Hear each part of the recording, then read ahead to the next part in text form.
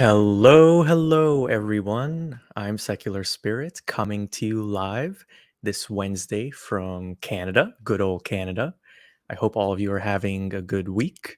And I'm coming to you tonight with something a little bit different.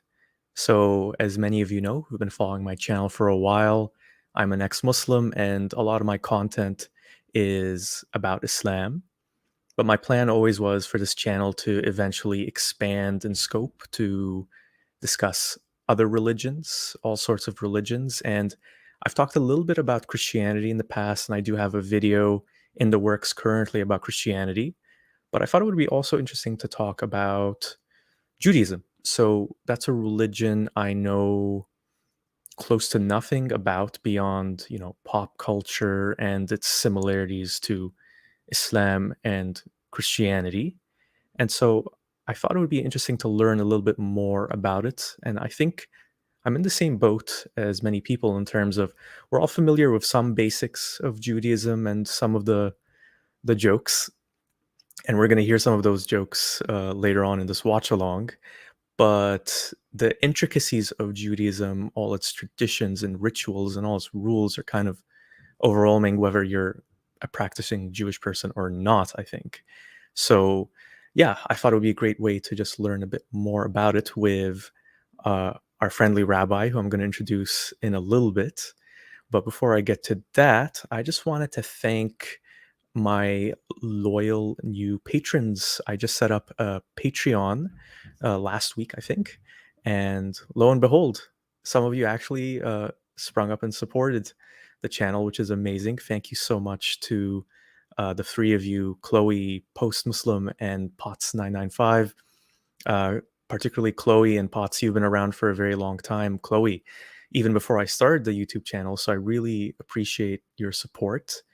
As I mentioned in my last video, I do have a day job, a full-time freelance job, and it's really tough to find time to create content for this channel. So any support you can give me will help me just to be completely honest, just turn down assignments so I can work more on the channel and create more content for you. So if that's something you're interested in doing and supporting me, the link for the Patreon is in the video description.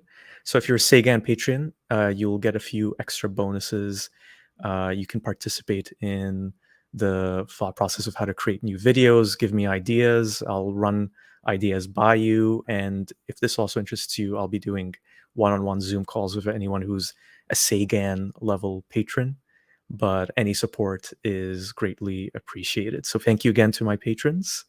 And yeah, so with that out of the way, let's get to the subject of this watch along. So I'm as I mentioned, I'm not very familiar with the Jewish faith, so I was very lucky that Robert, a friend of the channel, Robert, who's actually in the live chat right now, hello Robert, is going to help out a little bit with some of the terminology and maybe some of the stuff that a layperson like myself wouldn't know. So Robert, thank you so much for joining. Yeah, as Robert says here, he sent me an email with a list of all the Hebrew and Jewish phrases used in this video. He uses a lot. Yeah, so who is this rabbi we keep mentioning? So let me just pull something up so I can kind of explain to you who he is. So funnily enough, I discovered him. His name is Rabbi Manis Friedman, and I discovered him through my mother, who is interested in religion like I am. And she sent me this video where Rabbi Friedman just talks about the Jewish conception of the afterlife and what happens to the soul. And I found it fascinating in many ways, which we're going to get into. And I also found Rabbi Friedman fascinating. So he's definitely someone from an older generation, I think born before World War I. Let me see if I can pull up his YouTube channel, because that is correct. He is on YouTube. So let's see that over here. Yes, Rabbi Friedman has 200,000 followers, subscribers on YouTube, and looks like he's been around for a while, since 2009, 22 million views. That's pretty good, pretty good. And let me also just read the description of him that comes in the video that we're going to be watching in a moment. All right, let me pull that up here. Okay, so Rabbi Friedman, the soul in the afterlife. Where do we go from here? So let's read the description of Rabbi Friedman. Dubbed a superstar by the New York Times, world renowned counselor and philosopher on emotional well being, self help, and spirituality, Rabbi Manis Friedman has attracted international acclaim with his book, Doesn't Anyone Blush Anymore? Reclaiming Intimacy, Modesty, and Sexuality in a Permissive Age. Apparently, Bob Dylan is a fan of the book. And Rabbi Friedman is the founder of the first ever women's yeshiva. That's the first of many words. I'm not going to really know what they mean. And he also hosts his own critically acclaimed cable television series, Torah Forum, with Rabbi Friedman. All right. Okay, so that's Rabbi Friedman. Welcome Gerwak. So Gerwak says that they're adopted and somewhat culturally Jewish. Some Jewish people think of me as Jewish. Okay, welcome Gerwak. I'm glad to know that there are a few sort of former Jewish people in the live chat, and you can help me out with anything that I might not be very sure about. Okay. And Robert says, wait, if you know close to nothing about Judaism, then why, of all people, would you choose Manis Friedman? Well, I know a little bit. I probably know more than the average person. But yeah, as I mentioned, and I must confess, I don't know much. So this is going to be a learning experience for me. And yeah, if you can explain what a yeshiva is, I would be very appreciative. All right. Okay, I'm checking to see if yeshiva was in that list you sent me. It is not. Okay. So before we get started with the video, I wanted to just play a little clip of something that kind of I remembered it from before watching this video. It's something from Family Guy. If some of you are familiar with that. Let me pull that up over here too. And I think this kind of captures what my sense was always about Judaism uh, before I really got into learning more about it, as I am trying to do with this video. So enjoy.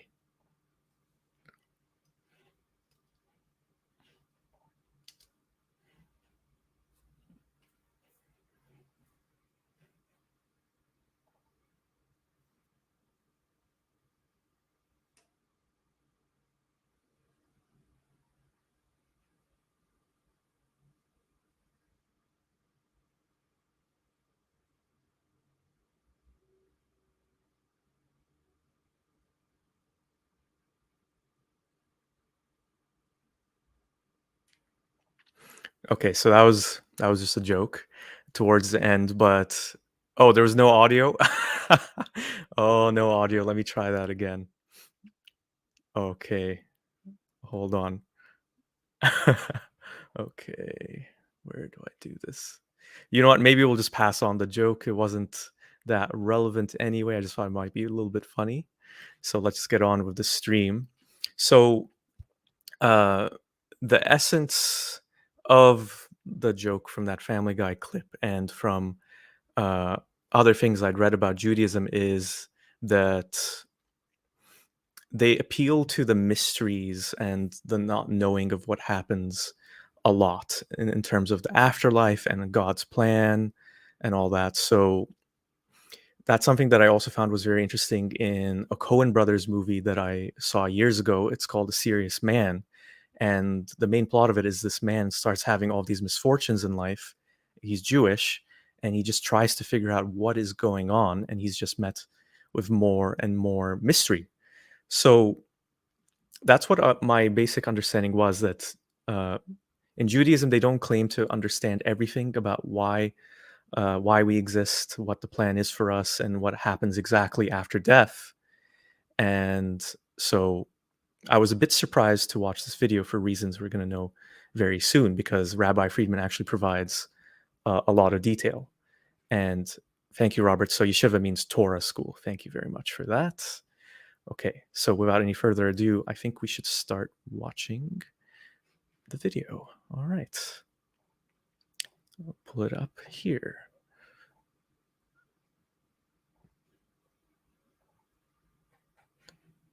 Okay. So I'm playing it with a little bit sped up because I noticed that Rabbi Friedman is a bit of a slow talker. If it's a little bit too fast for you, just let me know.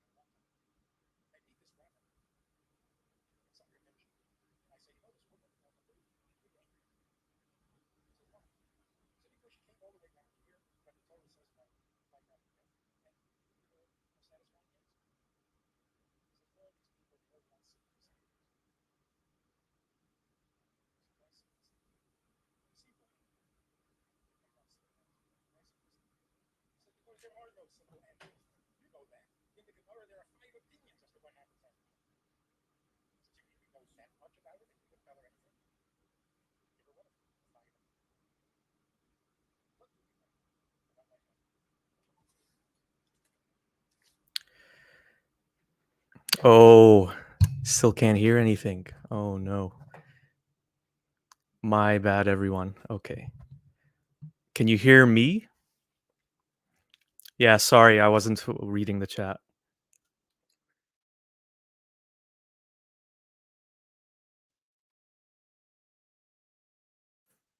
Checking to see if any of you can hear me.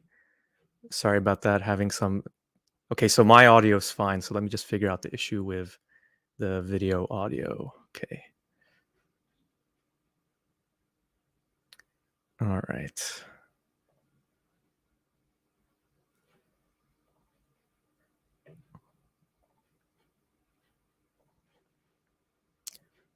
Mhm. Yeah, no video audio. Strange. I've done it before and it completely worked fine. Very strange.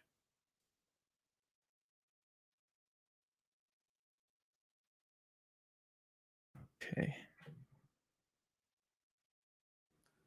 All right. So I'm going to try something different here and just reset it. Okay.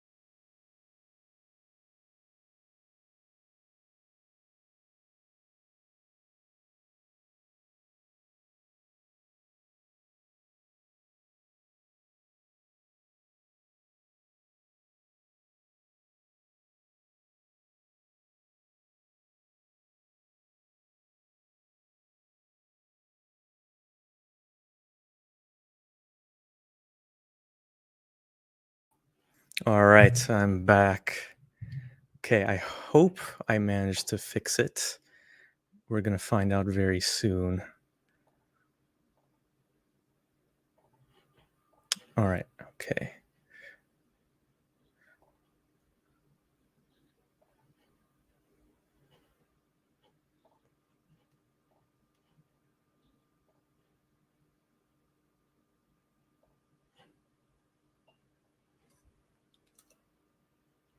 All right. First thing, is there life after death? So It's let a me know, ridiculous everyone. Is question. that working? Life is alive. Life lives. Life can't die. Just like death can't live, life can't die. Living things live. So the question, is there life after death? It's a nonsense question. Is there death after life? Can a living thing die? That's a good question. And the answer is no. No, it can't. Excellent. So what happens is this. The soul... All right. Thank you for everyone who bore with me there. Okay, so figure out what the problem was. Okay. So I just wanted to kind of go back and recap what the rabbi said in the beginning. So I think what he's alluding to with some of his jokes and stories in the beginning is how when we appeal to religions, we need certainty. We're looking for certainty. We want to know the answers to life's big questions. We don't want, iffy answers. We don't want, oh, maybe there is, maybe there isn't. I think that's kind of one of the main purposes of religions. We want to know the answers. We want to know exactly what's happening. We want to have that comfort because this religion is supposedly coming from the God who created life and created us. And we just want to know more. And I think beyond that, religion comes from this desire to, the strength of religion comes from this desire to want to live on beyond this fragile life in this flawed world that we're in. And so if you go to your religious leader and they say, oh, well, I don't know, or we don't really know for sure, whatever, some variation of that, it isn't comforting. And so people do play this game of, well, let me try this religion, let me try that one. So I think that's what Rabbi Friedman is getting at a little bit over here. But yeah, let's let him continue. Okay. That is a living being, enters the body, and the body borrows life from the soul. Because inherently the body is not a living thing, the soul is a living thing, and when they separate and go their own ways, what happens? The body returns to dust. From dust you are, and to dust you shall return. And the soul goes back to being a soul among souls. You can call it heaven, or you can call it hell. But you're describing the continued life of the living soul. So is there life after death? What dies is dead. What's alive lives. So what lives? What lives on? Every aspect of your life, your emotions, your memories, your relationships, your wisdom, your knowledge, your pains and your pleasures, they all live on. Because they are all aspects of life. And life only knows how to live. Life can't die. It's an oxymoron. So the question of, is there life after death? It's an unnecessary conundrum. Life lives, bodies go back to the dust. There's a beautiful poem, if I can remember it a second here, from a famous poet.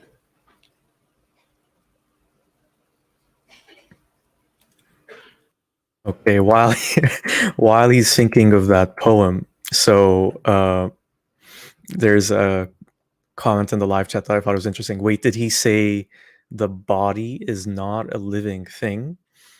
So I think he did say that. I think what he was getting at was that the thing that gives the body, its essence or whatever is the soul, and the soul is this enduring thing. It comes through our bodies and then it leaves the body. So when we're talking about life, we're just talking about this little short time period here of the body.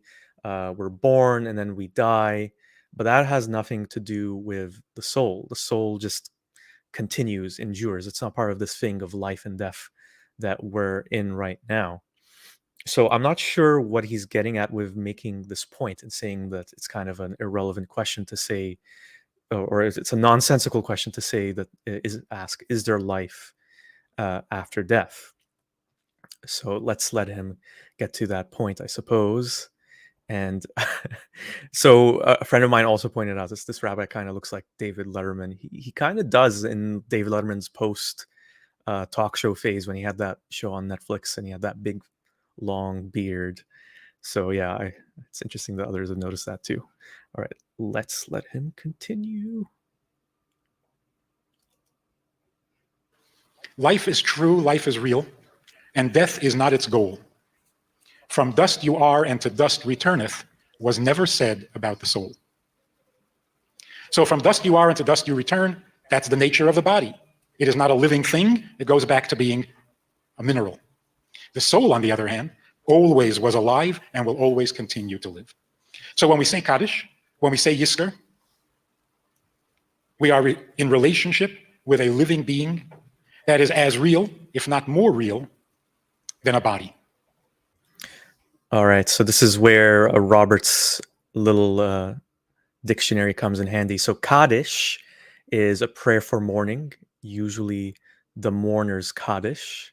And Yisker is a prayer or service for a dead person. Okay, thank you so much for that, Robert. Okay, let's continue.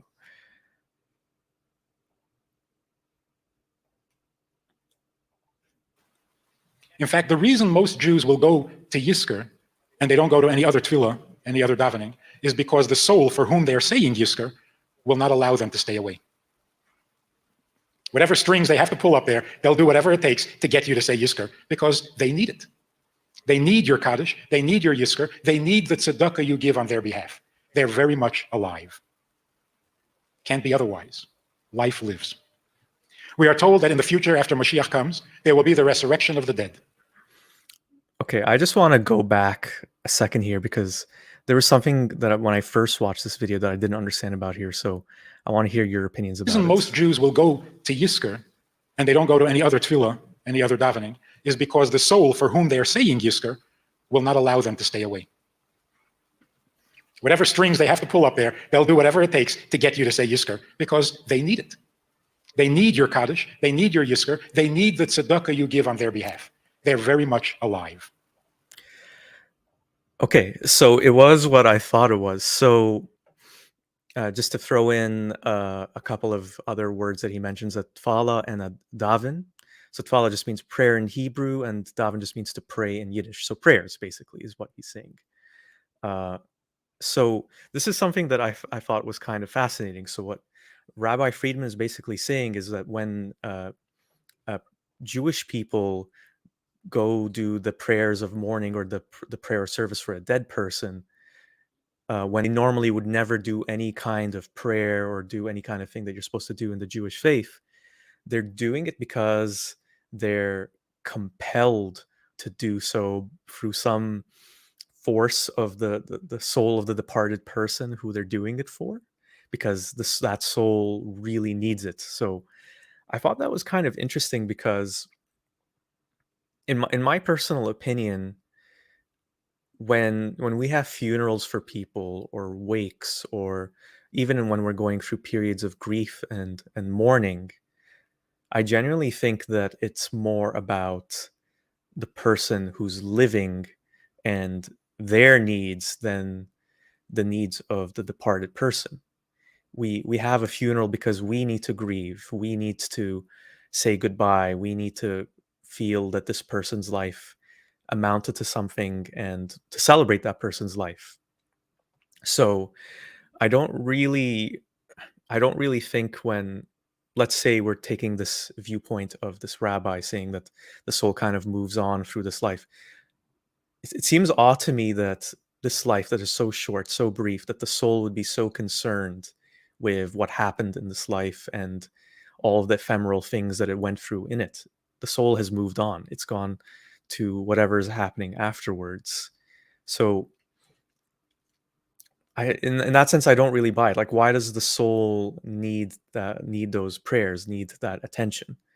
So Rabbi Friedman does explain this in a little bit, and we'll kind of revisit it at that point when he kind of goes into that in more detail. Can't be otherwise. Life lives. We are told that in the future, after Mashiach comes, there will be the resurrection of the dead. What is Tchiyat HaMesim? It means the resurrection of the body. The soul does not need to be resurrected. The soul will return to its resurrected body.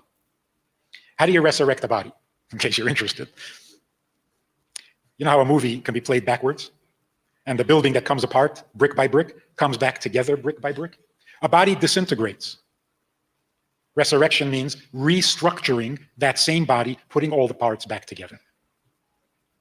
When that happens, the body is now created by God, just like the bodies of Adam and Chava in Gan Eden, and therefore those bodies will never die. Unless they eat from a tree they're not supposed to eat from, and then the whole thing happens all over again. But there isn't going to be a tree the next time around. So a resurrected body doesn't have any element of death to it. So it will live forever, and its soul will come back and enjoy the reward of the resurrection. The Gemara has an interesting description of this. There was a lame guy and a blind guy, and they wanted to steal some fruit from an orchard, but there was a wall around the orchard. So what they did, the blind guy took the lame guy on his shoulders. The lame guy directed the blind guy to where the fruits were, and he was able to reach and steal some of the fruit. When they were caught, the judge said, "Who do I punish? The lame guy or the blind guy?" And he decided that neither of them could have committed the crime alone. It was a combined effort. So he said the only way to punish them properly, put the lame guy back on the blind guy's shoulders and punish them as a couple, as a pair. On the positive side, for every mitzvah you do, who gets the credit? Your soul or your body? The body without a soul can't do mitzvahs. A soul without a body can't do mitzvahs. So how is God going to reward you for having done mitzvahs? All right, before we get to that very important question of how the body can do a mitzvah without a soul, so There's an interesting question here from Secular Rarity. Secular Rarity, have we encountered each other before? I think I recall your name. If you're new to the channel, welcome. And if you're coming back, then also welcome. So, Secular Rarity asks this question. Wait, how does he know there won't be a tree next time around? Well, if you've seen the movie The Matrix, maybe this is kind of what life is just this thing that resets and then the cycle repeats all over again. I don't know. Maybe there's always going to be a tree, and there's always going to be that sin from Adam and Eve. I don't know. But the thing I also wanted to just get back to is yeah, when we're talking about the resurrection. So this is what I understood then. Like at the point of the resurrection, our bodies that have disintegrated reformulate, and then the soul returns to the body, and then when your soul is in the body, that body will enjoy the pleasures of this paradise that he hasn't explained yet, or this afterlife that he hasn't explained yet. So I think that's where we're at right now. So uh, the soul endures beyond the body, but then the soul goes back to the body to enjoy the afterlife. Okay. What I love about all this is just his certainty. He just knows all of this. He knows exactly what's going to happen to the body. He knows exactly what's going to happen when things are resurrected. He can explain it all. For someone who was talking about the mysteries earlier on, he does seem to have all the answers. So let's see what else he says. So another explanation. So mitzvah means an obligation. All right. Thank you, Robert. And okay, great. Secular Rarity, it's your first time catching me live. I was wondering if I'd seen you before or not. Welcome to my channel. Thank you so much for your support. And yeah, so let's continue again. You can be rewarded only when you're back together again, like when you did the mitzvah. And so the resurrection simply means every soul that had been in a body and had fulfilled mitzvahs, and every soul fulfills mitzvahs, will have to come back into the body to receive its reward. What about the reward in heaven? That's just for the soul. It's not enough. So eventually, the souls in heaven will come back to their bodies on earth and receive their ultimate reward. Let's look a little bit about how this thing. Okay. So the soul has to be in the body to get the ultimate reward, but the body itself can't get the reward. You need to have the soul. Okay. So in essence, what he's saying is that the body is unimportant. It's all about the importance of the soul. The soul is what counts the most. And interesting comment from you, post-Muslim. The humans just can't wrap their head around death without wishful thinking. I mean, beyond what the sourcing is of the sky on what is happening after death, I think just having any kind of information is really important to people. Like they want to know something, even if they're not really sure. And yeah, Secular Rarity. So you're confused by that. Yeah. Let's hope that the rabbi can clarify with a joke or two, perhaps. Actually works. What is hell? A guy goes on a long journey to seek his fortune, because at home he's not making a living. So he sets sail to find some fortune elsewhere. He's shipwrecked on an island. He wakes up on the beach and there are diamonds everywhere. He gathers them up and rushes into town and wants to buy something with these diamonds, and they laugh at him. They say diamonds aren't worth anything here. They're all over the beach. Here, what we use for money is onions. They're scarce. So he settles into this new life, earns many onions, becomes very wealthy, multi-onionaire. And after many years, he thinks it's time to go home. He builds himself a ship, loads it up with all of his wealth, all his onions, and sets sail for home. Getting home took over a month. By the time he gets to the harbor, the onions are getting a little odorous. He pulls in, can't wait to show his family how successful he's become. And they take one look at this cargo, and they say, this thing stinks. This is horrible. What did you bring here? We don't barter in onions. Same is true with the soul. The soul comes down to earth. In heaven, it knew about diamonds. On earth, he comes down and he says, the soul says, let's do godly things. Let's amass a lot of godliness. And the body says, we don't deal in godliness here. Here we deal with tomatoes, potatoes. Soul gets used to it and eventually amasses a great wealth of onions, potatoes, tomatoes, and such. Now the soul leaves the body and goes back to being a soul, and he comes to heaven and it smells of onions.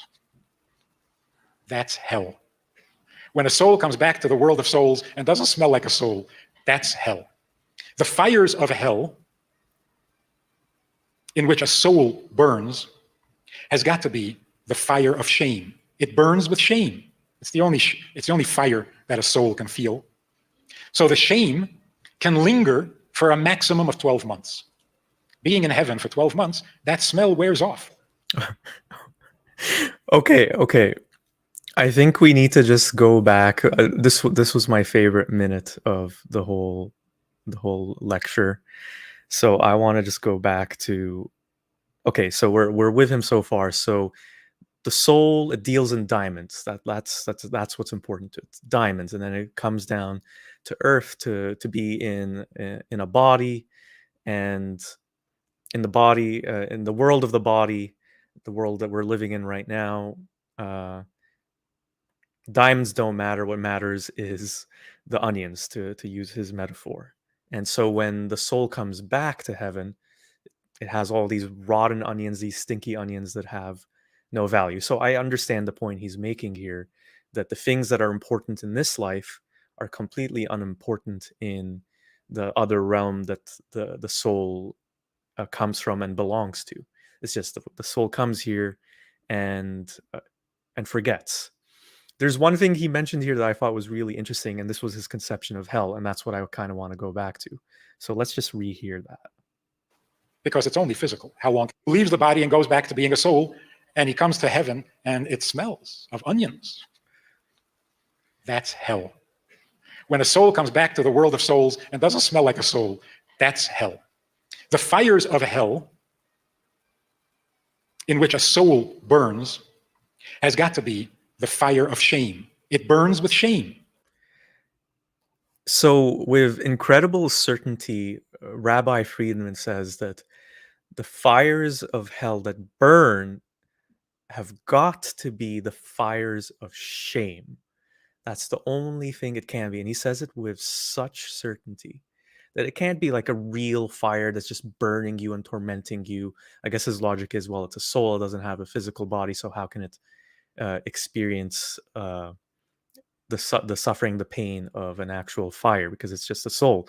So it's literally just shame, embarrassment, like, oh my god, like the things I did in this life that I'm so embarrassed and humiliated by, and they carry that shame with them. And so if you're a practitioner of this, you believe what Rabbi Friedman says, then you don't really have much to worry about, do you? I mean, how bad is that? You're ashamed for a little bit. I think he said it was for 12 months. Let's let him just continue a little bit more.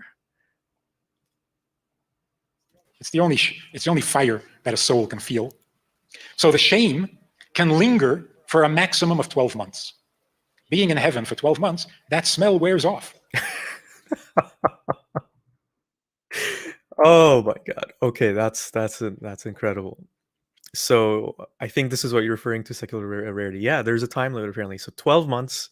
After 12 months, you've been up there for a really long time. Yeah, 1 year exactly, and the smell just goes away. You just gotta be in there, away from this putrid earth, and it will all go away. And then that's the end of the burning suffering of hell that you're going to endure. Once the shame goes away. So Music Guy 20 says, I mean, at least it's not extreme of the hell and has this weird obsession.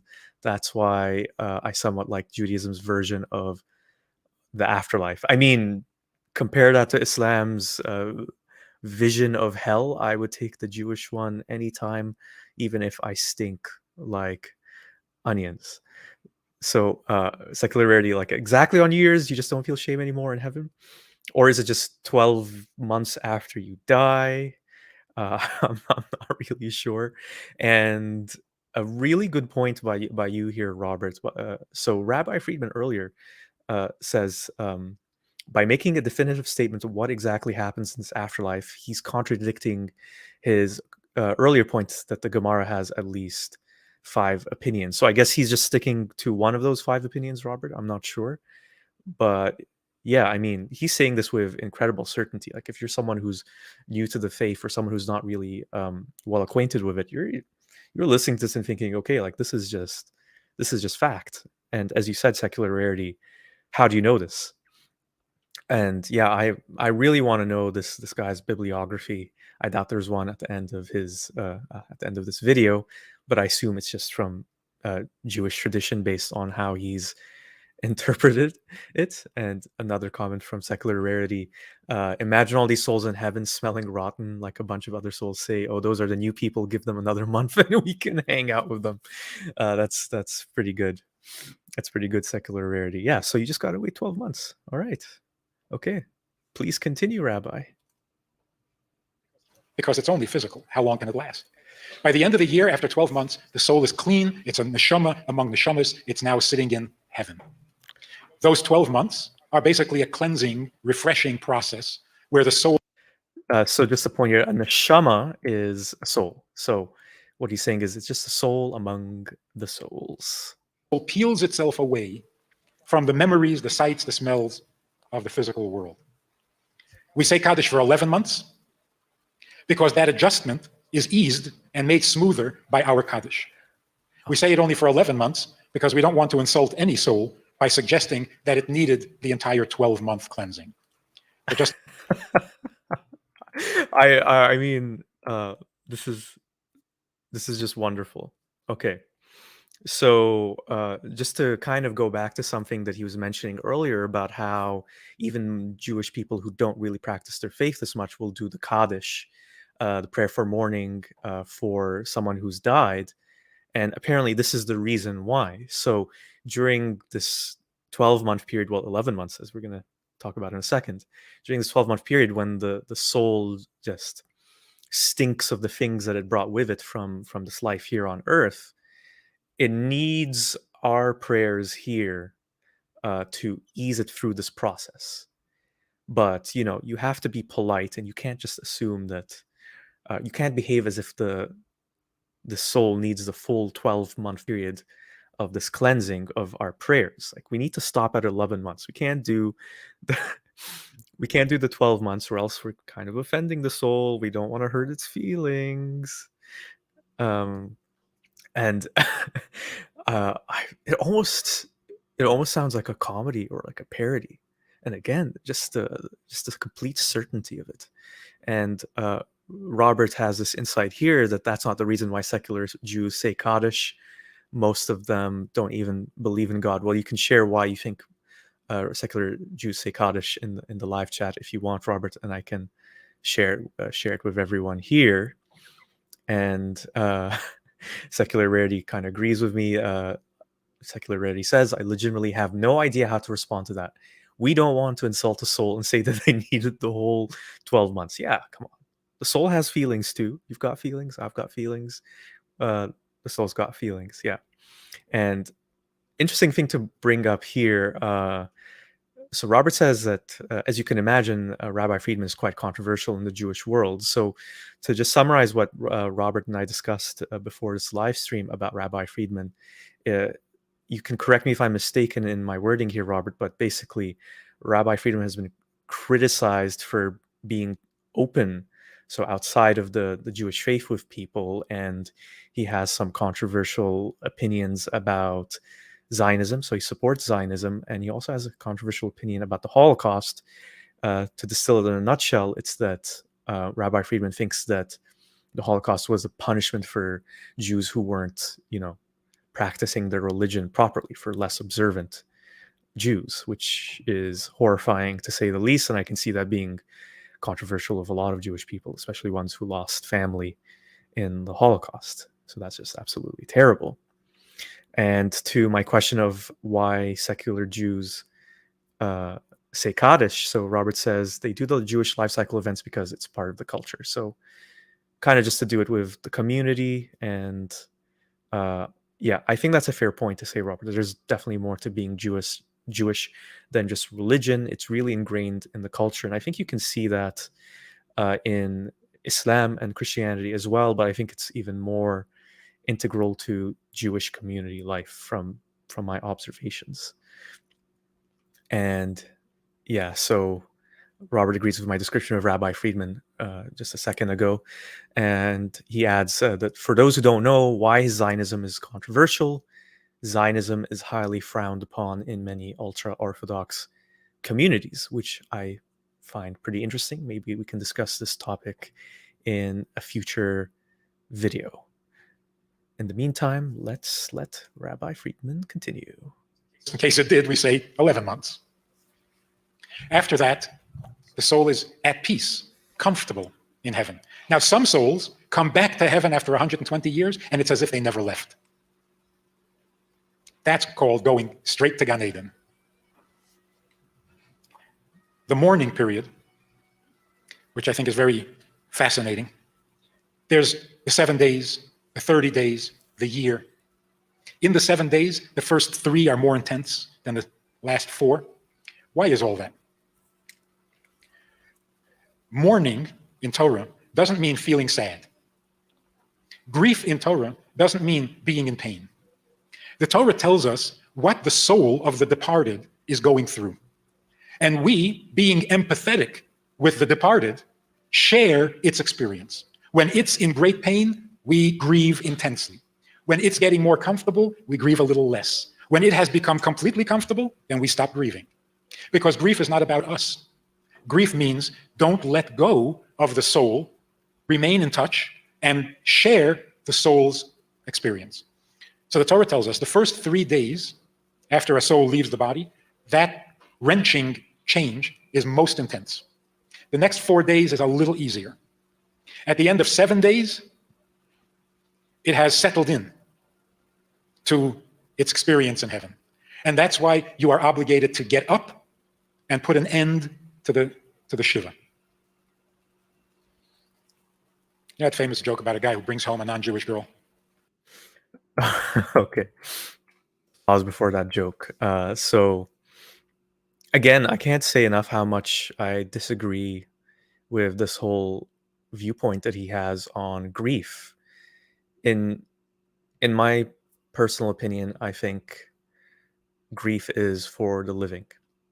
It's for us to kind of come to terms with the death of a loved person. And uh, I don't know what to say beyond that, really. I think I might save this for just the end of the video, but just to kind of talk a little bit about it here. I think this thing, I think it comes from 2 places, like this desire to pray for the dead, to mourn for them, and to believe that it's doing them good. I think it comes from this place where it is from genuine love for the person who passed away, and you want to feel like, although you can't see them, you can't talk to them anymore, that you're helping them out in some way. So in that sense, it can be therapeutic. I think it also comes from this place of hope for yourself, for me. So I want to feel that after I die, that the people around me are going to do something for me. They're going to think about me. They're going to say prayers for me. They're going to mourn. They're going to be miserable because I'm so important and I'm so loved that I'm going to get this after I die.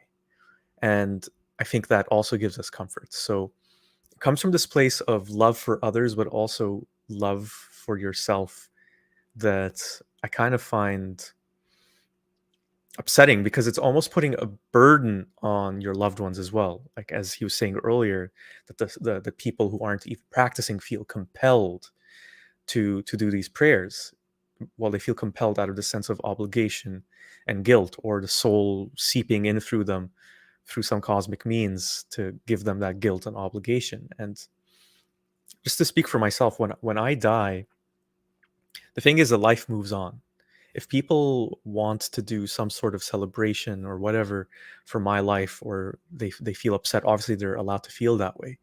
But I think you just got to move on. Remember the good things and move on. I don't think there's any real benefit in just wallowing and mourning and hoping, oh, well, maybe this mourning and wallowing will give some sort of benefit to this person in this possible afterlife. I think the most important thing to do in life is to move on. Remember the good things this person had, celebrate them if you want, but move on. And this kind of thinking steals that, I think. To throw this idea of an afterlife, he says, so the rabbi does say the Torah is his source for a lot of this information of after 3 days, after 4 days, after 7 days, do this, do that, do this. I think it steals from that. I think it puts this emphasis, it takes away the emphasis from this one life that we know we have for sure and puts it into this thing that we can't possibly know anything about. And we're just basically hearing someone's speculation about it. Sure, his speculation is built on thousands of years of tradition, but it's still unfounded speculation. No matter how old something is, no matter how old superstitions are or certain beliefs are, they're not based on anything that can be testable or that can be proven to be reliably true. How can we differentiate it from any other kind of belief about the afterlife? I simply don't know. Yeah. And as Robert says here, the 7-day period he's talking about is Shiva, which is a ritual mourning period done by the family of the deceased, which is called sitting Shiva, as we're going to need to know for this upcoming joke. Don't worry, secular rarity. We're going to hear it momentarily. To his traditional mother and put an end to the Shiva. You know that famous joke about a guy who brings home a non-Jewish girl to his traditional mother, and he's very worried about her reaction. His girlfriend is an Indian. Her name is Running Deer. And he has to introduce her to his mother. He brings her home and he says, "Ma, this is the woman I'm going to marry. She is Running Deer." And to his surprise, his mother was very calm. She said, "Hi, glad to meet you. I'm sitting Shiva."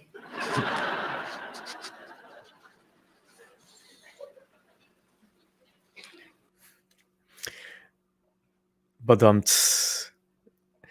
Oh my, indeed, Gerwalk. Yep, that was worth the wait.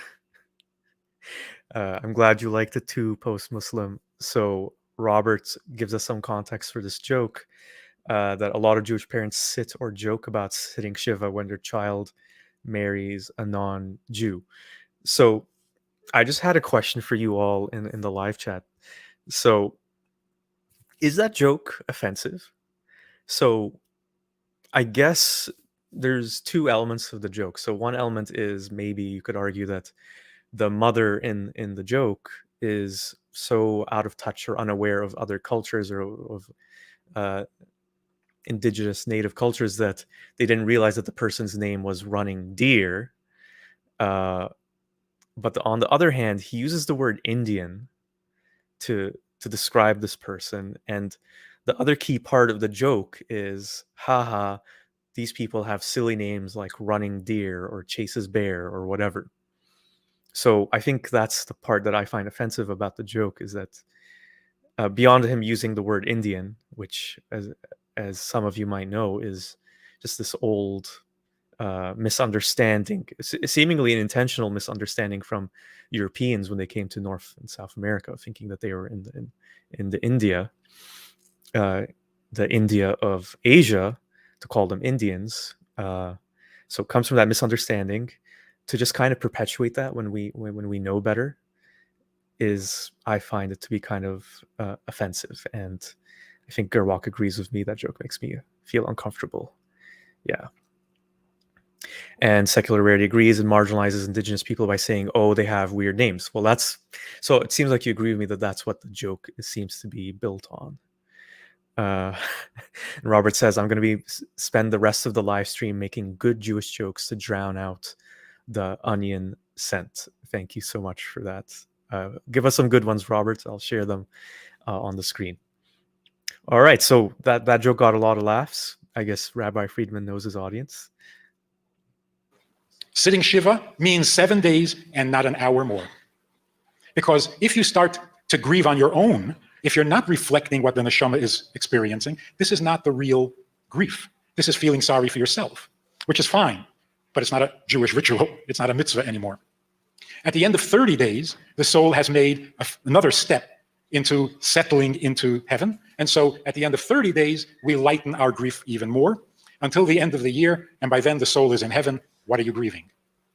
So it's an amazing and beautiful thing that sitting Shiva and mourning the death of a loved one is really in consideration of their experience, not feeling sorry for ourselves.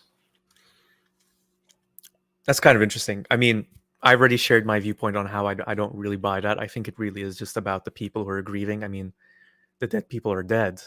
But I find it so troubling how there's this limit. Like, you can't do over 7 days, or else then it's about you and your selfish needs. So stick to the 7 days.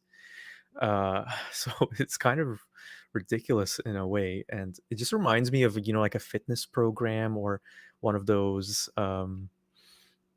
self-help books where day 1, day 3, day 30 is like, it's all laid out so perfectly and so clearly. This whole vague abstract afterlife that we can't experience, and yet we know exactly what's going to happen to the soul in each of these days and what stage it's going to be in. And mind you, I should point out that he hasn't even explained what a soul is. Like, like, these are the big questions that I want the answers to when we talk about the afterlife. What is the soul? Why did God create this world and create souls and put souls in this world? What is the point of this whole thing? I really don't know. And I hope, although I've seen this video already, so I already know the answer. But it's just important to know that kind of information first. And I think that's where you're not going to get many answers from people like Rabbi Friedman. So, welcome Zagros. Welcome to the watch along. We had some technical issues in the beginning, but we persevered. Secularity says it's kind of weird to prescribe the correct amount of time to grieve the death of a loved one, especially with such certainty. That's the thing that I find so mind-boggling about it. And yeah, I agree with you, post-Muslim. It is an interesting way to explain mourning, though. Secular Rarity says, how to full grieve in 7 days, call now for 15% off. Yep, exactly. And we do have a joke here. Okay, brief joke intermission to kind of, as Robert says, going to spend the rest of the live stream making good Jewish jokes. Let's see what you got. So Moshe gets washed up on an island and is found years later on the beach. There are 2 structures. The rescuers ask what the structures are. Moshe points to one and says, "That's my synagogue." When they asked him what the other structure is, he said, "Oh, that? I would never go to that synagogue." So that's pretty good. I think you could use that for Christianity or Islam as well. Sunni mosque, Shia mosque, or any of the many various Christian sects. That's a Pentecostal church or whatever. That's a Baptist church. I mean, yeah, well done, Robert. I do like that joke a bit more than Rabbi Friedman's one. Okay. And just a brief note to all of you. Thank you, Music Guy. If you want to support this channel, got the link to my Patreon over here, and it's also in the video description. All right. The Rebbe said something really emotional and profound one day.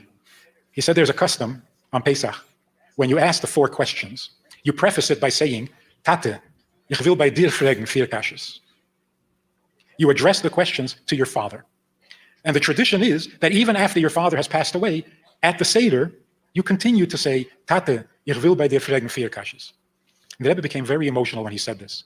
He said it's very painful for a soul in heaven to get back in touch with what's happening on earth. But when your child wants to ask you a question, then you will do everything to hear him and give him an answer. So this custom of addressing your father after he is in heaven means that it is worth whatever pain the soul has to experience to reconnect with earth in order to answer your child's question. The soul is very real. Again, like, how does he know all of this stuff? So the Yiddish phrase that he said was, "Father, I want to ask you 4 questions." So he says that for the soul to reconnect with people on here in Earth is really painful. I guess that's maybe part of the process of adapting, getting rid of the onion smell that we discussed earlier. I don't know. It's just Why are there all these rules? Like the soul can't do this, or it's really hard for the soul to do that. I don't know. Apparently, souls can experience pain in heaven. Yes, secularity, if they're trying to connect with Earth. But such is the powerful bond between a father and a child that soul will do it. I guess that gives people comfort. And isn't that what religion is all about? Let's describe the soul for a moment. What is a soul? What is a neshama?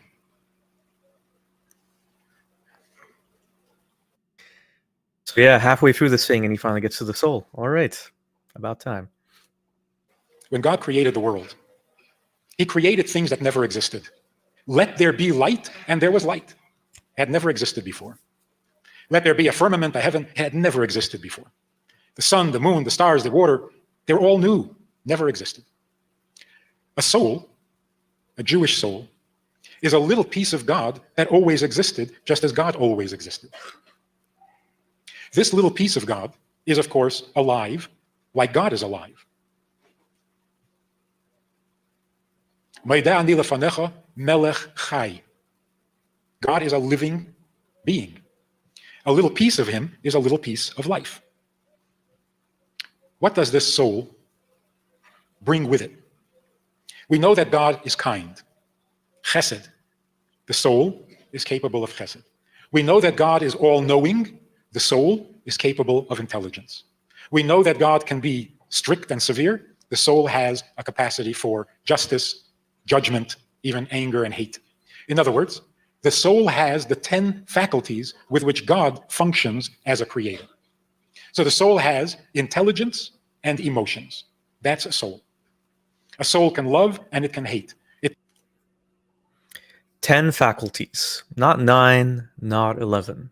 10 faculties specifically. And Robert says that the phrase he said earlier, just a couple seconds ago, was from the Moda'ani, sorry if I mispronounced that, which is a one-line prayer that we say each morning before getting out of bed. So we got our answer. So what is the soul? It is a piece of God. The Jewish soul, he did clarify that. Not any soul, the Jewish one specifically. I wonder if there's any importance in that kind of clarification. Or he thinks that even me, someone who's an ex-Muslim, now atheist, has a Jewish soul within my body. Again, I want to know, okay, so the soul is part of God. Why are we all in these divided up into these, why are these parts of God divided up into these souls that are sent into these bodies? Why? Isn't that the most important question? I feel like it is. Will we get an answer to it? I don't know. He's not done explaining what a soul is. So to the point of 10 faculties of God, why not one faculty or 5 million? Robert says there's so many layers to that specification that I can't even explain all of them here. Oh boy, I believe you. All right. What is the soul? It can understand and it can reason. It can be stubborn, it can be determined, it can communicate. These are the 10 functions of the soul. A human soul is similar, except that it's created. It's mortal. We have two souls. A godly soul with 10 godly functions, and a human soul with 10 human functions. Now, sometimes in your own mind, you're thinking, makes perfect sense for me to do something that isn't kosher. But on the other hand, it doesn't make sense. If it's not kosher, I'm a Jew, why am I doing that? These are your two souls, reasoning each in their own way. The intelligence of your godly soul, of your Jewish soul, understands things from a godly perspective. Godliness makes sense. The human soul understands things from a human perspective. Godliness doesn't make sense. The trick is, your godly soul must teach your human soul to appreciate what is holy and godly. That way, when the soul leaves the body at the end of 120 years, it has no foreign smell. It comes back to heaven as if it had never left. In fact, it brings with it some of the human soul's energy that has now become holy. Oh boy. All right, are you with the rabbi here? Okay, so we each have a godly Jewish soul, and we also have a human soul. They each have 10 faculties. And these two things are constantly battling each other because they have different priorities and different understandings of things. And as he said, the trick is to get to the sorry, I'm confusing them myself, to get the godly Jewish soul to teach the human soul what is right, what is proper. And then if the human soul does really good, then some of its energy goes up after the body dies. Isn't that wonderful? So yes, secular rarity, I think you've got it right. So living person has 20 functions, the human soul functions, and the godly Jewish soul functions. Again, why? See, this is one of the reasons why I left Islam, because different intricacies with Islam, but I just couldn't help asking, why? What is the point of all this? Like, why is God doing this to us? Like, what is the point? So Robert says that he's never heard of this dual human Jewish soul thing. Okay, that's interesting. Let's hear more of this explanation. So every time we do a mitzvah, we're getting our human soul to participate in holiness. That's called tikkun olam. When you elevate your human soul to appreciate holiness and godliness, to feel for holiness and godliness, you have elevated the physical to godliness. You've made earth into heaven.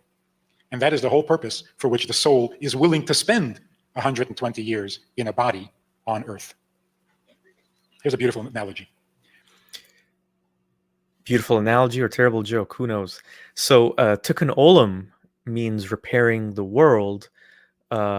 What exactly constitutes repair is hotly debated and very much dependent on your branch or sect, according to Robert. And the closest approximation to tikkun olam in Islam is jihad, says Robert. And Robert also adds that cannot at any point remember learning about each person having two souls. I'm going to check, but I'm pretty sure he's talking nonsense.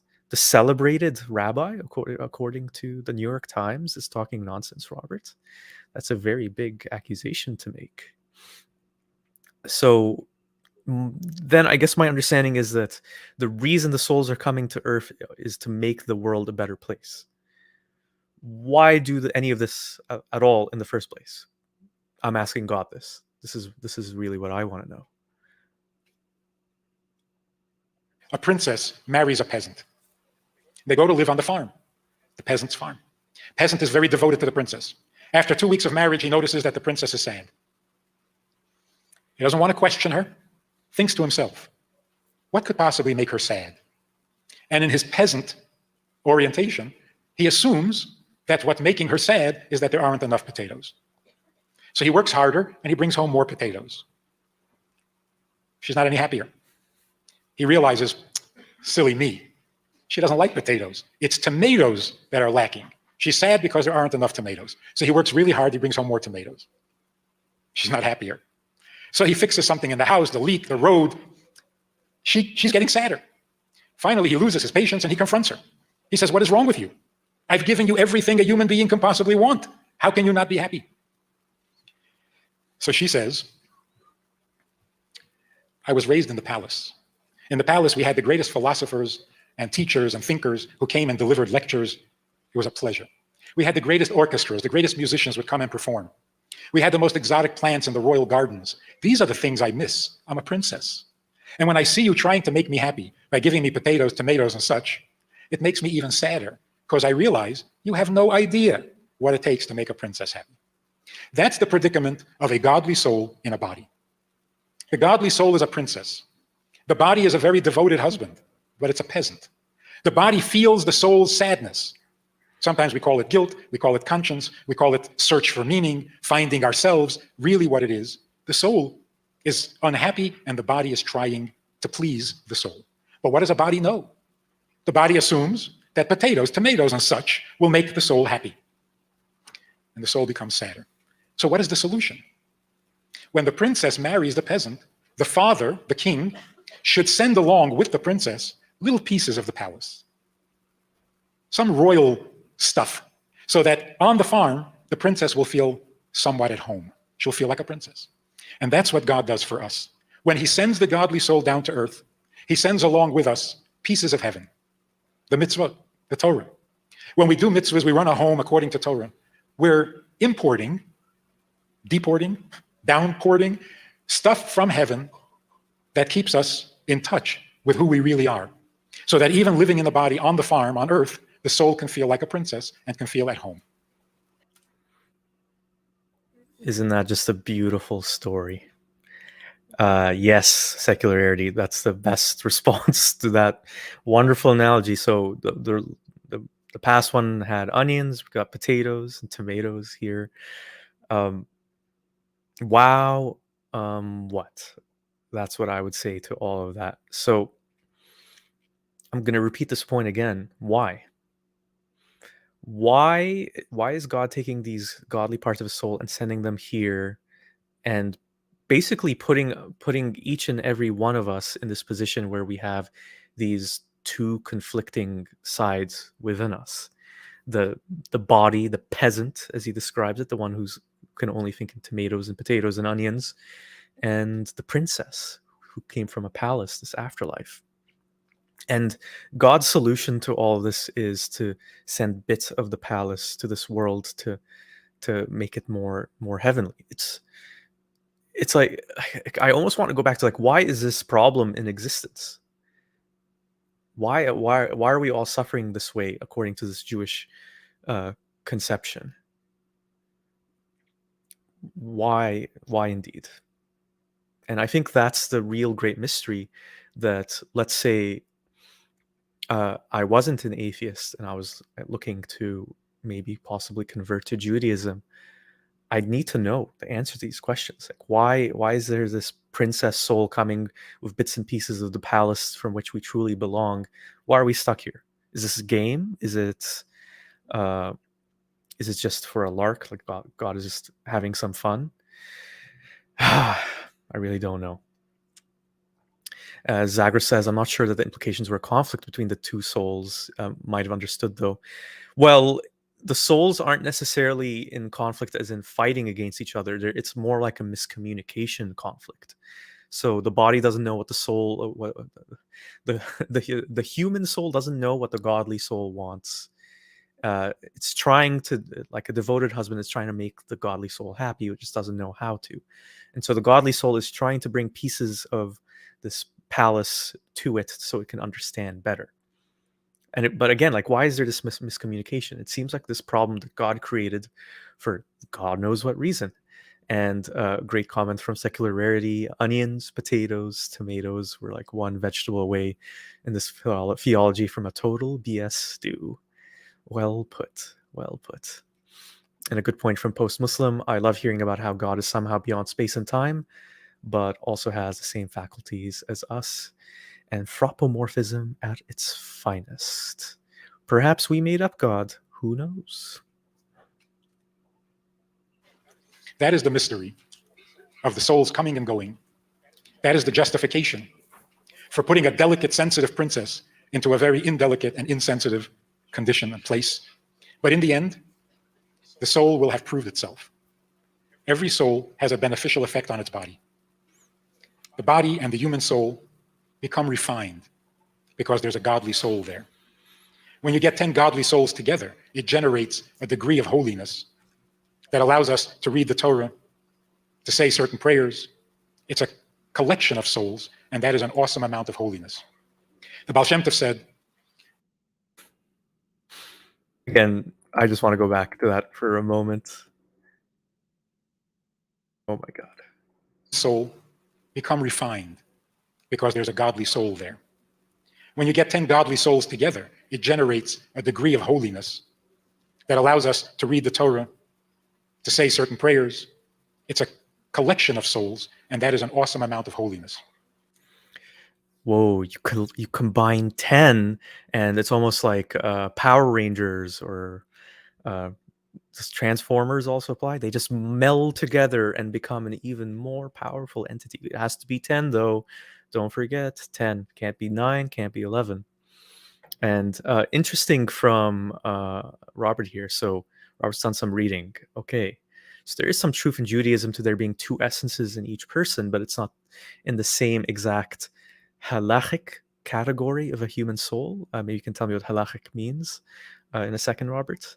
They're called the two inclinations, and they're called Yetzer Hara, bad inclination, and Yetzer Tov, good inclination. Okay, so I guess the bad inclination is the body, the bodily soul, and the human soul, and the Yetzer Tov, the good inclination, is the godly Jewish one, and halacha means sharia. Okay, thank you very much for that, Robert. Okay, interesting. The Baal Shem Tov said that where there are 10 Jews in one room, angels are afraid to enter. This godliness transforms the world. We fix the world tikkun olam because the creator of the world has a plan. It's his world. He has a vision of what he would like it to be, and we are his agents and partners in turning the world into his kind of world, a world that pleases him, that welcomes him, so that he can have his home in the lowest of worlds. Vayom hahu yihiyeh Hashem echad u'shmo echad. As a result of our serving God, doing mitzvot, bringing holiness and godliness to the world, the day will come when God will be one and his world will be one with him. But that's due to our efforts.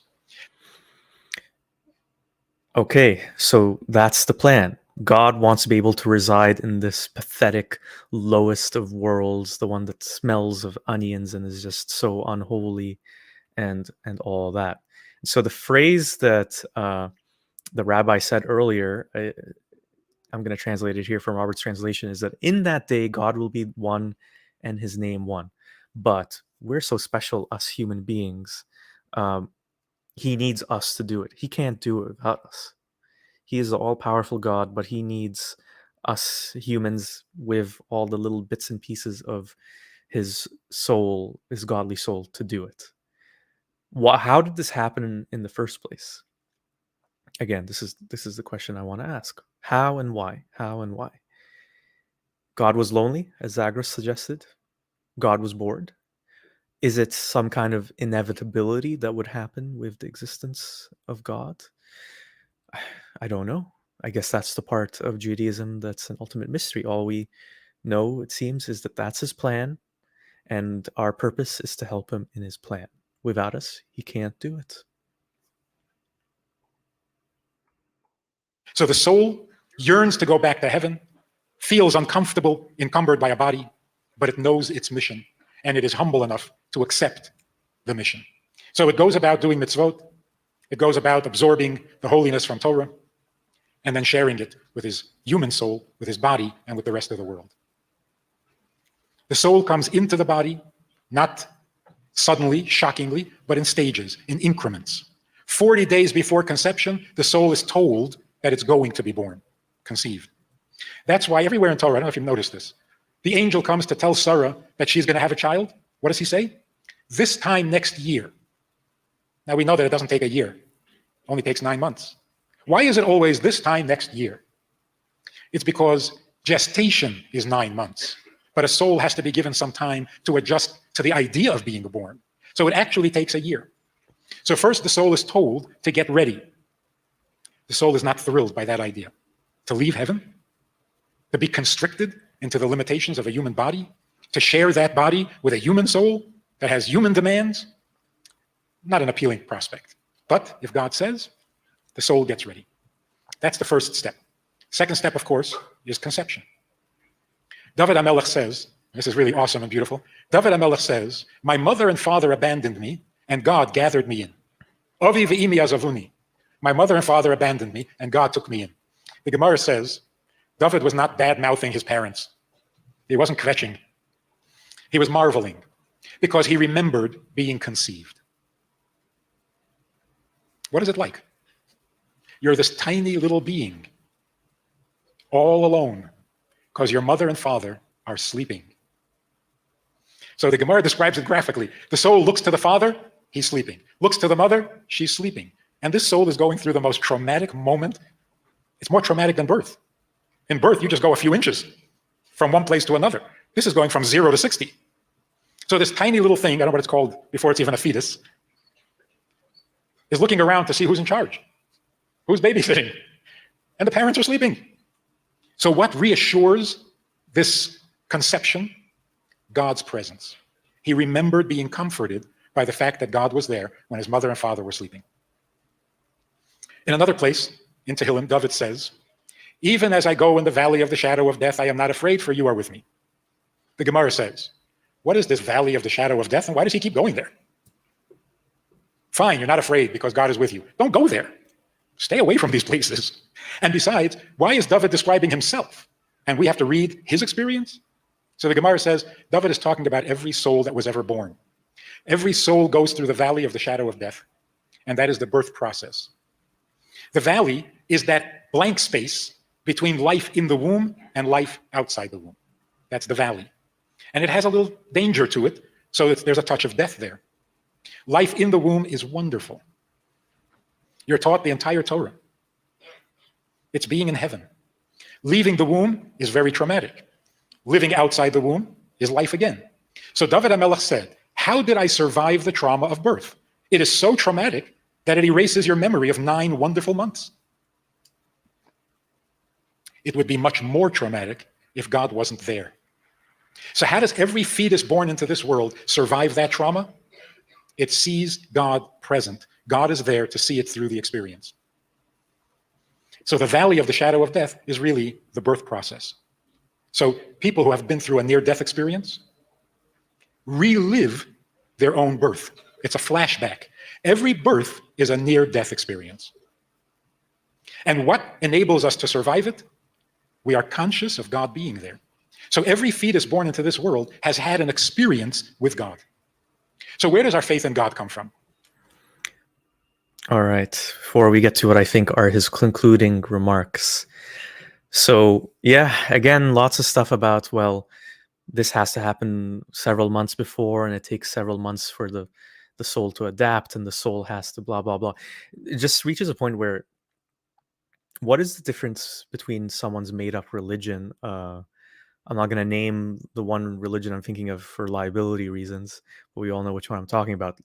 Recent made-up religions and old ones like this. Like, what is really the difference? I think it's just time. These superstitions, these mythologies, whatever you want to call them, they develop and they build over time. And perhaps there is some element of truth somewhere in them that we don't have access to. Who knows? But I mean, what is the evidence for any of it? It's just, there's something about something being very ancient that somehow steeps it into the significance that doesn't necessarily mean that it's deserved. And as Secular Rarity says, gotta be honest, this idea of a soul pouting in heaven before going to earth is both hilarious and fascinating.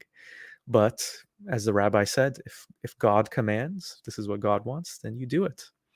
And I think you make a fair point here, Robert, and I want to say this to everyone watching this video. Don't let Manis Friedman be your representative for Judaism. So this is just one person, and I'm admitting that I don't know much about Judaism, so this is part of my entry, my foray into learning more about it. And I think I did learn quite a bit. Some of it seems to not square with what other people in the Jewish faith practice or believe. Some of it does.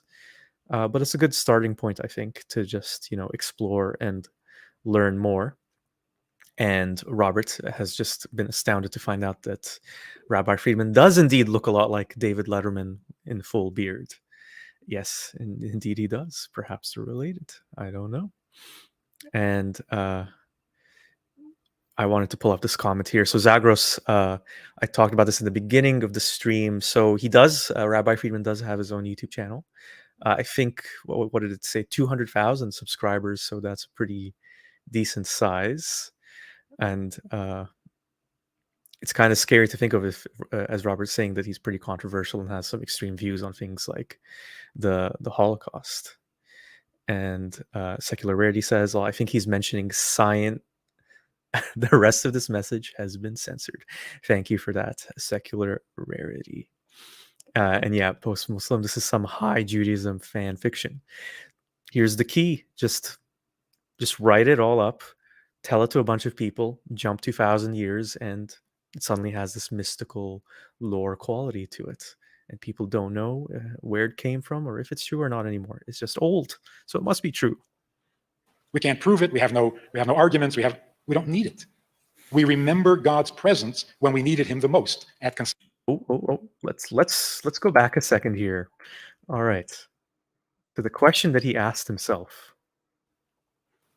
We are conscious of God being there. So every fetus born into this world has had an experience with God. So where does our faith in God come from? We can't prove it. We have no arguments. We don't need it. We remember God's presence when we needed him the most, at conception and at birth. So where do we get our faith from? We don't need evidence. We don't need proof. We don't need anything. We just know it. We just know it's true. And I can really relate to this because that's how I felt when I was Muslim. I knew Islam was true because I just knew it. I had the innate understanding of Islam within me, the fitra, which is what it's called in Islam, in Arabic. So the Christian, I'm sure, can say the same thing, and the Hindu can say the same thing, and I'm sure some people of that religion that I can't name would say the same thing as well about what they practice. So, how can we differentiate what is true between these different faiths when they have conflicting understandings of what this innate feeling is and what this God is and what this God commands and is all about? You really wish there was some kind of objective frame of reference that we could kind of assess these things beyond just, well, I feel it's true. And more importantly, I was born into this, and this was what was hammered into me from a very young age. So obviously, I'm going to believe it's true because that's when my foundational beliefs about the world and the meaning came to me. My parents taught me the difference between right and wrong. They told me that if you touch this thing that's hot, it will burn. Water is wet, and this version of God is the truth. So, do we really have that innate feeling? If you're Jewish, uh, you have this when the moment you're born, you just know it's true. What if you're just born and you know it's true, but you're raised as an atheist? How about that? Well, then I guess he'll say that that's the human soul battling with its onions with the godly soul that's trying to show the human soul the truth. There's an explanation for everything without really explaining anything in these religions. And to your point, secularity, it's very interesting because he is basically calling every non-Jewish person a kafir, a non-believer. Yeah, because if you're not accepting this insight that you had when you were born, he could only be talking about Jewish babies, though, for all I know. I'm not sure. So every near-death experience, anybody who's been through it, comes out the other end believing. Why is that? Because he's reliving and re-experiencing his own birth. Some experts say near-death experiences, people seeing themselves in a dark tunnel. There's a light at the end of the tunnel. There's an angel there, all white, urging you to come into the light. You get the picture?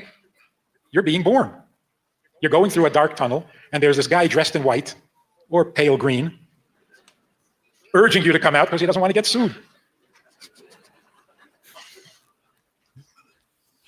The trauma also brings the memory of the trust and the comfort you got from God's presence.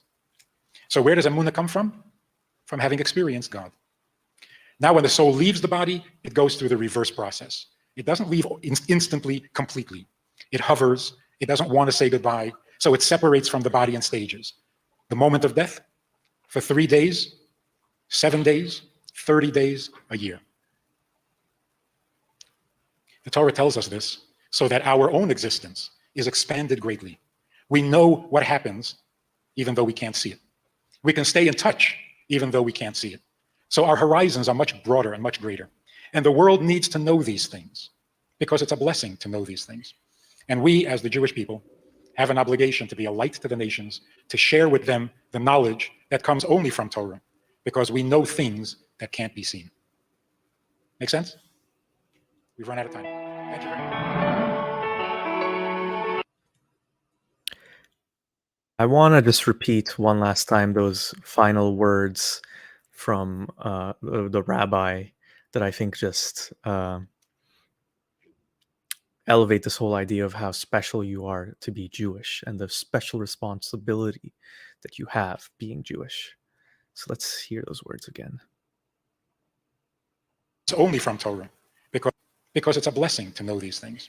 And we, as the Jewish people, have an obligation to be a light to the nations, to share with them the knowledge that comes only from Torah, because we know things that can't be seen. So they have the obligation to show things that can only be known from the Torah because they know things that can't be seen. They're special. They have to help all of us people who just don't get it, who just don't have that insight because God just deigned to give us that information. We're not worthy. I don't know. I don't know what it is. So secularity, to your question, wait, why would you need to share this message if we all have it from before birth? So I have two theories to answer your question. So it might be that only people born to the Jewish faith have this understanding, this thing that you get at birth. And the other version is we all get it, but then the ones of us who aren't raised into Judaism forget it because we're distracted by the onions of this human life. And yeah, Zagros, I mean, all the things we discussed, and he ends with makes sense. Had the audacity to ask makes sense. Yep. He makes that joke at the end every time he has a long, complicated talk, says Robert. Okay, so it was meant as a joke, I suppose. Who knows? So yeah, that was pretty interesting. I think I learned a lot, especially watching it a second time with all of you. Apologies for the technical difficulty in the beginning. I figured out why it happened, so it's not going to happen again. So thank you for anyone who bore with me. I'm gonna put a timestamp. Sorry, I'm gonna put a timestamp for anyone watching afterwards, so they can kind of skip that part and get to the meat and potatoes and tomatoes and onions of this discussion. Uh, so secular rarity has a nice summary of the discussion for Zagros, who I think came a little bit later. Come on, you don't get it. Earth souls smell like onions. Potatoes don't make princesses happy, and we all have innate knowledge of God, except non-Jewish people. What's so hard to understand about that? Yeah.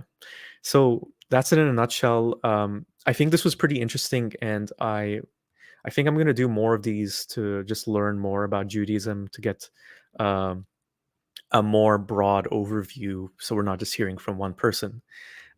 Because it's really difficult to summarize any religion just from hearing one person, even if it's a rabbi speak for 45 minutes. I should point out that I actually, for those of you who came after the beginning, I sped up this video, so the video where the rabbi is talking, by quite a bit, and it's amazing. He's such a slow talker. I don't think it really made a noticeable difference where it felt sped up. So I think that's amazing. Like for someone who's a public speaker to speak that slowly is incredible. So thank you so much, Music Guy, for the reminder. So anyone who liked this video, please subscribe if you haven't already, and please put a like and comment if possible. That helps the video and the channel reach more people. Thank you so much for joining, Gerwalk. I'm glad to hear that it was educational for you as it was for me. And thank you for joining Post Muslim. Glad to see you here, Zagros as well. And thank you so much to Robert as well. And thank you so much, Secular Rarity. So this is something I completely forgot to mention. So now that my channel is above the 1,000 subscriber threshold, I do have super chats activated. So that's an option for you for future live streams. Thank you so much, Secular Rarity, for the super chat. Secular Rarity says your content is awesome. Fire, the fire emoji, which I assume is the fire of shame from the smell of onions that we carry into the afterlife. And the stream was another example of that fiery onion smell. Thank you so much, everyone. And special shout out and thank you to my patron, Claudius, who also recently joined my Patreon. I really appreciate your support. And thank you again to all my Sagan level patrons. Chloe, thank you so much again. Thank you to Post Muslim as well, and Pots995, who wasn't here, I think because of the time difference, but I'm sure he'll catch the video another time. All right, so that's the end of the stream. Thank you so much, everyone, and I'll be back with another video soon. Take care.